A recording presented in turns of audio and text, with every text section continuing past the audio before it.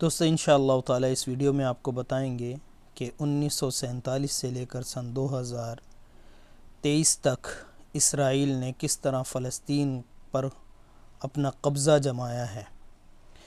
الحمدللہ وکفی والصلاة والسلام علی سید الرسل وخاتم الانبیاء وعلی آلہ واصحابہ واہل بیتہ اجمعین۔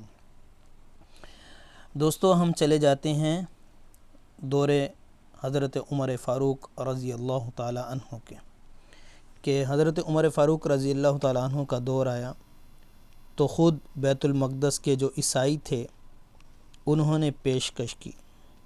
اس سے پہلے میں ایک ویڈیو بنا چکا ہوں کہ ان پر 2 عذاب کیسے آئے یہودیوں پہ، تو وہ میرے چینل پہ موجود ہے، آپ سرچ کریں گے تو انشاءاللہ آپ کو مل جائے گی۔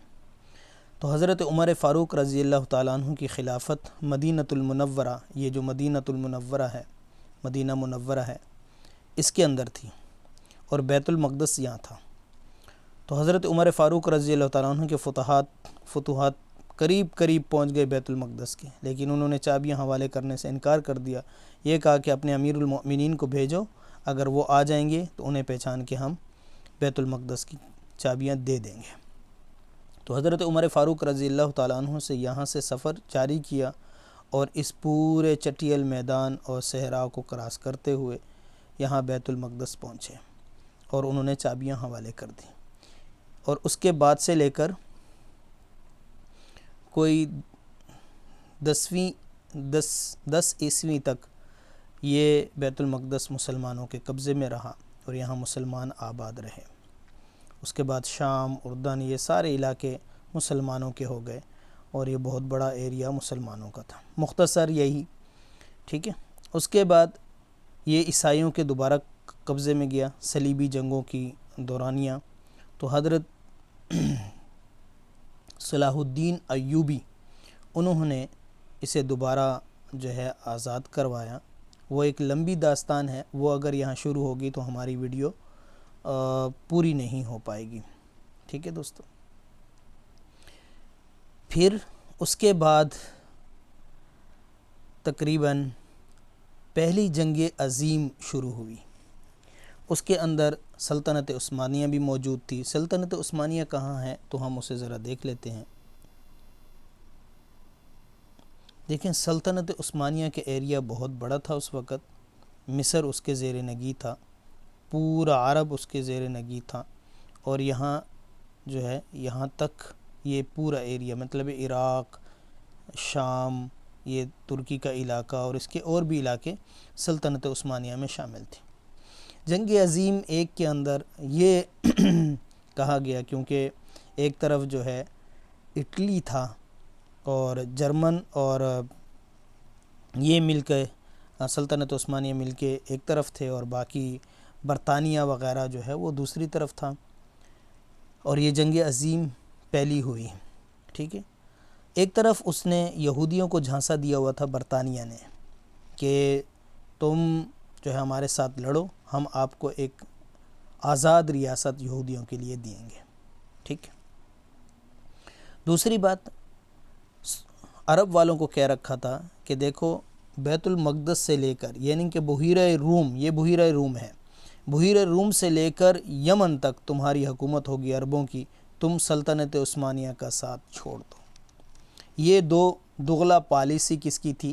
برطانیہ کی۔ یاد رکھیے دوستو، جتنے بھی عیسائی اور یہود ہیں کبھی بھی مسلمانوں کے دوست نہیں ہو سکتے، ٹھیک ہے۔ بہرحال یہ ان کی پالیسی تھی۔ پہلی جنگ عظیم برطانیہ جیت گیا اور اس کے بعد اس نے یہ عرب کو یہ سارا علاقہ دے دیا، ٹھیک ہے۔ اور یہاں یاد رکھیے گا اس وقت سے بھی یہودی یہاں آباد تھے، فلسطین میں یہودی آباد تھے، پرامن رہتے تھے فلسطینیوں سے، اور مسجد جو ہے اقصی وغیرہ اور بیت المقدس آتے جاتے تھے، کوئی ان میں شر نہیں تھا۔ خیر، تو یہ جنگ عظیم اول، اس کے بعد جنگ عظیم دوم شروع ہوئی۔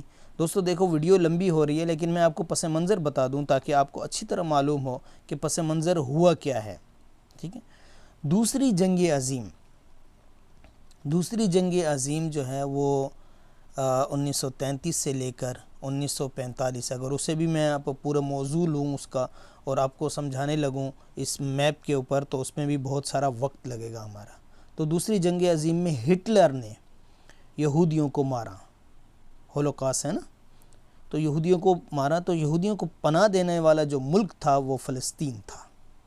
فلسطین نے بہت بڑی تعداد میں یہودیوں کو پناہ دی، کیونکہ پہلے بھی سے یہاں یہودی پرامن موجود تھے، تو فلسطین یہی سمجھ رہا تھا کہ یہ جو ہے نا پرامن رہیں گے، لیکن چونکہ ہٹلر نے انہیں مارا تھا اور یہ بچے کچے، یہاں ان کو پناہ بھی فلسطینیوں نے دی، اور یہ مہاجر تھے، ٹھیک ہے، لیکن فلسطینیوں نے ان کی مدد کی بہت زیادہ۔ خیر، تو یہاں اس خطے کے اندر اب میں آپ کو دکھانا چاہتا ہوں، یہ ہے اسرائیل۔ اس خطے میں یہاں پر، جہاں یہ جو نشان میں بتا رہا ہوں، یہاں پہ کچھ بستیاں پہلے سے موجود تھیں، اور یہ یہودی یہاں آ کے ہٹلر سے بچ کے یہاں آباد ہو گئے، ٹھیک ہے۔ دوسری جنگ عظیم بھی ختم ہو گئے، لیکن چونکہ برطانیہ نے ان کے ساتھ معاہدہ کیا ہوا تھا، اور برطانیہ نے ان کو یہاں ریاست بنانے کی اجازت دے دی، اور خفیہ طور پر وہ جو ہے ان کے ساتھ بات پرس کر چکا